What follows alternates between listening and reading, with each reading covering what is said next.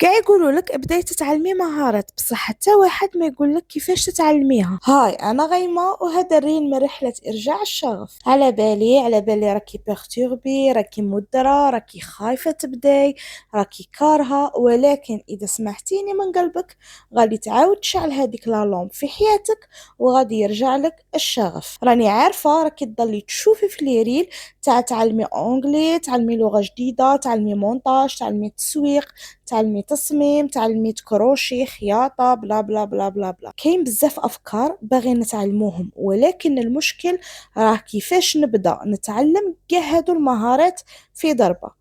كامل عندنا متلازمة تعدد الشغف، نبغوا نتعلمو كلش في ضربة ولكن ما نتعلمو والو. قولي لي، راكي في شحال من عام باغي تتعلمي 20 حاجة ولكن مازال ما تعلمتي ولا حاجة؟ على بالي. تعرفي علاش؟ خاطرش باغية تتعلميهم كامل في ضربة، وهذه الحاجة ان بحال تصرى. دروك اروحي نعلمك كيفاش تتعلمي المهارات خطوة بخطوة. اول حاجة تحتاجي كاي، ما تقولي ليش ما عنديش.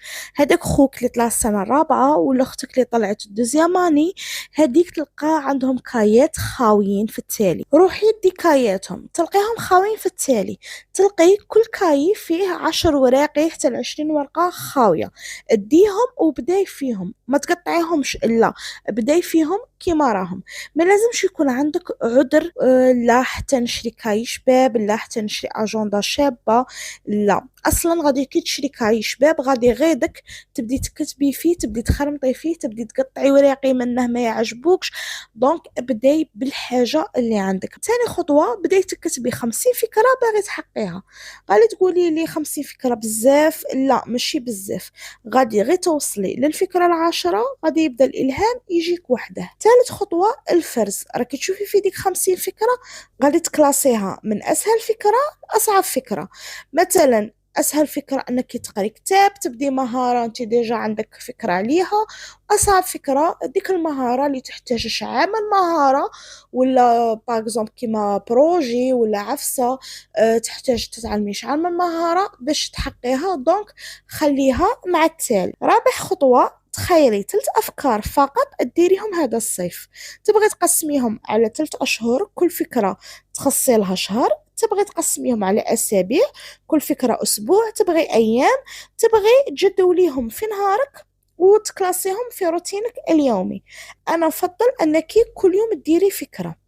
مثلا نهار تعلمي لغة جديدة، نهار تخصيه للخياطة ولا للكروشي، ونهار تقري كتاب. وغير تبدي تعلم ديك المهارة غادي تولي مدمنة عليها. أهم حاجة في تعلم المهارات هي أنك تمارسيها، ما تكتفيش بالجانب النظري فقط، لازم تطبقيها، لازم التطبيق. غادي تقولي لي وين نتعلم هادو المهارات؟ كاين مهارات نتعلموها في دورات مدفوعه، تروحي لي ريزو، تروحي الاعلانات تاع الدورات، تخلصي على ديك الدوره وتبداي تتعلميها وتطبقي فيها، وكي تخرجي من ديك الدوره تخرجي متعلمه ديك المهاره. في حالة ما عندكش الدراهم وما راكش قادة تدخلي لدورة مدفوعة، واش ديري؟ غادي تروحي تابعي الصفحات اللي مختصين انهم يعلموا ديك المهارة، ولا تروحي لليوتيوب تكتبي المهارة اللي راكي باغي تعلميها، وغادي تلقي فيديوهات يشرحوا لك كيفاش تعلمي ديك المهارة من الصفر إلى الاحتراف. ولكن أهم حاجة التطبيق، وكي تبغي تطبقي ما تروحيش ديري حاجة كبيرة ديريكت.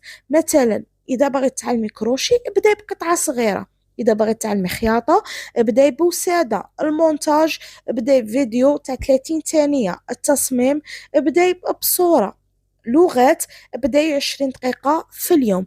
كل ما تبداي بحاجة صغيرة وتكمليها وتتقنيها، كل ما يزيد حماسك لهذاك الشيء وهذيك المهارة، وتزيدي تتقدمي فيها ويكون عندك الشغف باش ديريها. علاش؟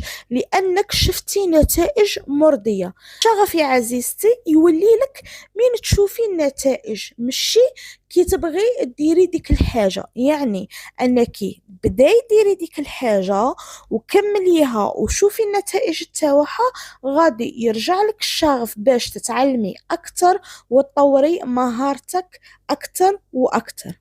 دونك بداي وقولي لي واش هي المهارة اللي غادي تتعلميها هذا الصيف.